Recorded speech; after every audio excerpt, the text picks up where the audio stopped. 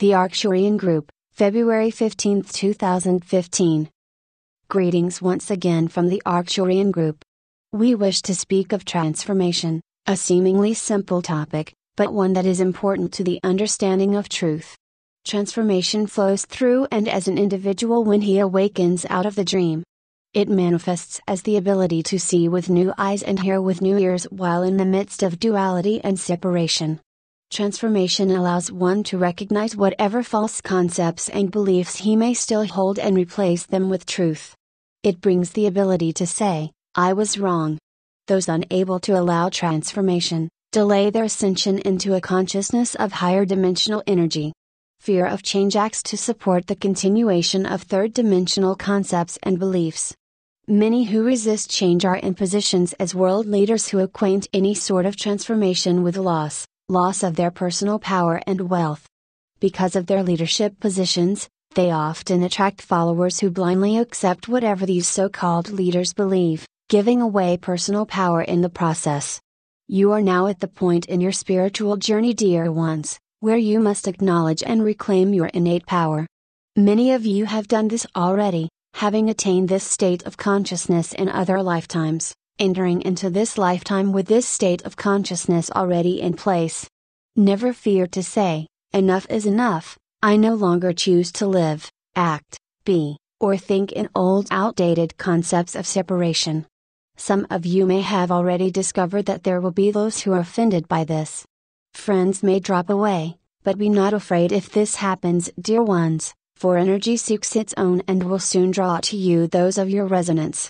We speak of transformation now because you are very close to seeing transformation take place.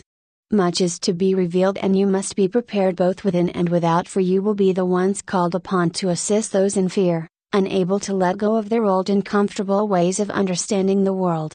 Mankind is no longer being allowed lazily float from one day to the next believing that the government, church, parent, friend, or society in general will take care of everything for them. You are the consciousness and thus substance of the outer world, and things are quickly changing. It is time to claim your identity as divine beings who chose to learn and assist others within third-dimensional energy. Allow the process. For some, allowing the process may simply mean becoming beers instead of doers, allowing themselves to be still and at rest, going within often while old energies surface and clear. Others may find themselves being guided to stand up and be counted in some way. Transformation is a surrender, the ability to open oneself to change. Surrender is not the giving up of self to some unknown pie-in-the-sky God concept. Spiritual surrender is the natural result of having clear understanding of what one is surrendering to, truth. It begins with a strong inner drive to begin a quest for truth, which can take many paths, but which eventually leads to discovering it within. This process cannot be avoided, for it is who you are. There are many who suspect the deeper truths but refuse to embrace them, choosing instead to believe that others more holy or intelligent know more than they do. No, dear ones, all have the divine voice within. It is simply a matter of acknowledging, listening, and trusting. The time is now. Valentine's Day. Yes, we are aware of your customs and we join with you, for is it not a day that celebrates love? Love is all there is, for one can never be divided. It is only the belief that one can be divided, separation, that has resulted in the outward manifestations of war, discord, suffering, lack, limitation, etc. Valentine's Day celebrates the romantic, partnership facet of divine love. There are teachings that preach the ungodliness of romantic love and that in order to be holy you must forego romantic connections. Nonsense. This is a part of the same teachings saying that you must suffer in order to be holy. These are man-created beliefs with no spiritual law to support them. However, romantic love must be understood on deeper levels if it is to work, and this is the missing element of so many human relationships. Attraction between two people does not always mean you are meant to marry or establish an intimate relationship with them. Attraction often occurs as the result of past life connections and frequently happens with someone you intuitively know would not be a good partner for you. When two people with an intense past life history meet, male-male, female-female, or male-female, there can be either instant attraction or instant repulsion. Many gay couples have been together in other lifetimes as heterosexuals. Connections do not end with death, for you are consciousness, not just physical bodies. Marriage or committed relationships often happen as the result of pre-birth choices by both parties for the purpose of resolving some unfinished past life issues which may or may not have begun as romantic partnerships. Often those energies needing to be cleared have their origin in ancient roles lived as mother-child, father-child, friend-friend, servant-master, etc. Present life relationships can provide an easy path in which to bring closure. This is often the case in those relationships where one or both wonder, why did I marry this person? Always look deeper, dear ones, there really are no accidents at this point. Look into what you are learning or meant to learn from every situation. Karmic closure can take place even if only one person desires it.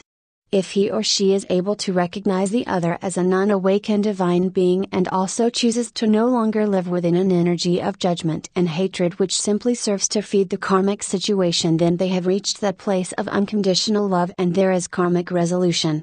An individual can now leave the situation if they choose, knowing that it is finished. Sometimes two people are intensely attracted to each other on all levels, but for some reason this never unfolds into a relationship. This happens with some who choose in their pre-birth planning not to be with each other in this lifetime. They understand that intense past life connections and love would not allow them to seek and spiritually grow into their own awareness and power if they were together, they would be content to simply be together. Romantic love must be rooted and grounded in real love or it is simply animal attraction which sadly many consider to be real love. This concept of love is promoted heavily in all areas of media, film, books, TV shows, magazines, advertising, etc., and particularly on Valentine's Day. The wise know that sexual attraction alone is not love but is a facet of it, one of the added things. Sexual attraction by itself is based in the human need to propagate the species which can be accomplished without love. Intimacy based only in sexual attraction never carries the intense and deep energetic connection and fulfillment that is possible when both are of a consciousness that sees beyond appearances to the deeper realities shining through the other's eyes. Love relationships are never dependent upon how the other looks or dresses, and it is fruitless and very human to attempt to mold someone into your concept of the perfect partner. Healthy relationships have similar energy resonance and those in them have close worldviews but do not necessarily think and believe exactly as each other because all are here to learn and grow according to their individual need. Two well-matched individuals, be it friends or partners, have attained similar states of consciousness.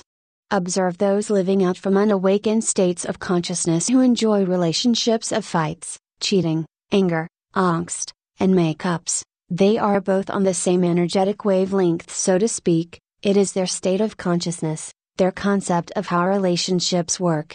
There may be a time when you are tempted to enter into the lower awareness level of another because of attraction and desire for this person.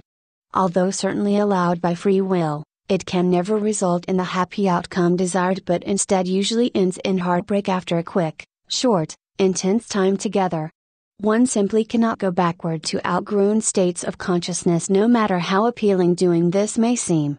Misconceptions abound regarding love and partnering.